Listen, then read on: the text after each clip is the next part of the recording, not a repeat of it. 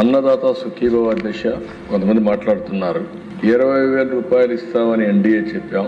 3 instalments కేంద్ర సమానంగా రాష్ట్ర వాటా కింద 14,000, కేంద్ర వాటా కింద 6,000, మొత్తం 20,000 ఇస్తున్నాం. అయితే అధ్యక్ష ఎవరైతే విమర్శిస్తున్నారో అని చెప్పేది 7,500 రూపాయలు వాళ్ళు రైతులకు ఇస్తే ఈరోజు 14,000 రూపాయలు రాష్ట్ర ప్రభుత్వం అంటే రెండింతలు ఇస్తున్నామని చెప్పి కూడా నేను మీకు తెలియజేస్తున్నాను. ఆ రోజు ఒక్క రైతుకి డబ్బులు ఇస్తున్నామని చెప్పి మిగిలినవన్నీ కట్ చేశారు. అంటే వ్యవసాయాన్ని పూర్తిగా నిర్వీర్యం చేసే పరిస్థితికి వచ్చారు.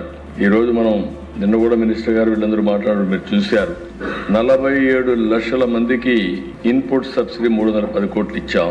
ధాన్యం కొనుగోలు దిశ రికార్డు స్థాయిలో 24 గంటల్లో వాళ్ళ అకౌంట్లో వేసాం 10,876. ఇది కాకుండా దిశ మీరు ఒకసారి చూస్తే 1,670 కోట్ల రూపాయలు బకాయిలు పెట్టిపోతే ఆ బకాయిలు కూడా చెల్లించే పరిస్థితికి వచ్చాం.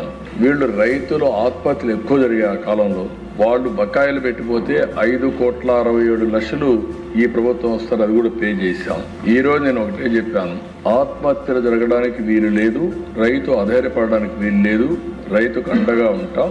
ఎక్కడన్నా ఆత్మహత్య చేసుకుంటే ఏ కారణంతో చేసుకున్నాడో అధ్యయనం చేసి తిరిగి పునరావృతం కాకుండా చేయడానికి ప్రతి రైతు ఆత్మహత్యని ఆడిట్ చేసే పాలసీ కూడా తీసుకొస్తున్నామని చెప్పి మీ ద్వారా రైతులకందరికీ హామీ ఇస్తున్నాను.